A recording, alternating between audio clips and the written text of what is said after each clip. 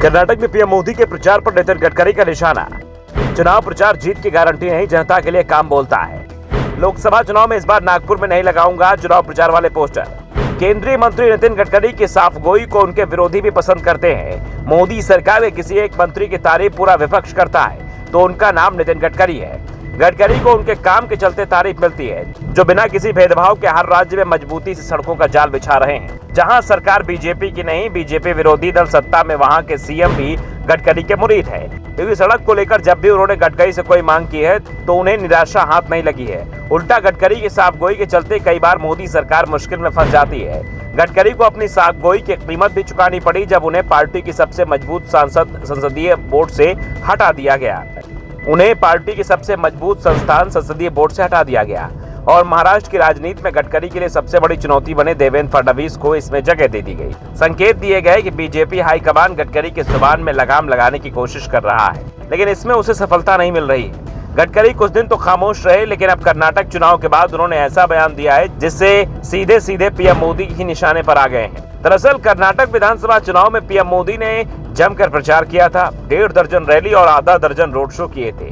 चुनाव के ऐलान से पहले भी 3 महीने में उन्होंने कर्नाटक का 8 बार दौरा किया था और इन दौरों का बीजेपी ने जबरदस्त प्रचार भी किया था। और अब गडकरी ने जो बयान दिया है उससे बीजेपी का पूरा प्रचार अभियान भी सवालों के घेरे में आ गया है।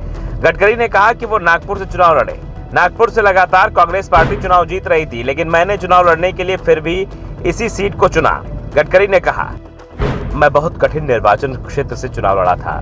मुझे सभी नेताओं ने मना किया था। मैं जिद के साथ लड़ा था और मैंने अब तय किया है कि अगले चुनाव में मैं पोस्टर बैनर नहीं लगाऊंगा, चाय नहीं पिलाऊंगा और कुछ नहीं करूंगा। जिसको देना है वो वोट देगा, जिसको नहीं देना हो नहीं देगा।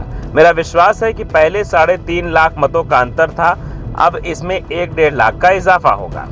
इसके आगे गडकरी ने कहा कि प्रचार करने से वोट नहीं मिल जाता, कोई पोस्टर से चुनाव नहीं जीतता, वोट नहीं पाता। वोट मिलता है सेवा की राजनीति से, वोट मिलता है विकास की राजनीति से, वोट मिलता है गाँव में गरीबी का कल्याण करने से, वोट मिलता है स्वास्थ्य शिक्षा की सुविधाएं देकर लोगों की सेवा करने से और युवाओं को रोजगार देने से, बच्चों को अच्छे स्कूल देने से और गरीबों को अच्छे अस्पताल देने से वोट मिलता है। गडकरी के बयान से साफ है कि अगर आप अच्छी सरकार नहीं चलाएंगे तो 5 साल बाद आपकी सरकार चली जाएगी। जनता आपको दूसरा मौका नहीं देगी। आप कितना भी जोरदार चुनाव प्रचार अभियान चलाएं, लेकिन आपको हार ही मिलेगी। गडकरी के बयान को कर्नाटक चुनाव में बीजेपी की हार से जोड़कर देखा जा रहा है। दावा किया जा रहा है कि कर्नाटक की बोम्मई सरकार के समय भ्रष्टाचार बहुत बढ़ गया था। बीजेपी के मंत्रियों पर 40% कमीशन के आरोप लग रहे थे। कांग्रेस पीसीएम कैंपेन चला रही थी। चुनाव से पहले बीजेपी विधायकों के ठिकानों से करोड़ों रुपए की नकदी पकड़ी गई थी, जिससे भ्रष्टाचार का मुद्दा सभी मुद्दों पर भारी पड़ गया। बीजेपी की ओर से विकास की जगह धर्म के नाम पर वोट मांगे गए। राज्य की बोम्मई सरकार विकास के नाम पर वोट ही नहीं मांग पाई और जब चुनाव परिणाम आए तो साफ हो गया कि कर्नाटक में बीजेपी को जोरदार हार का सामना करना पड़ा।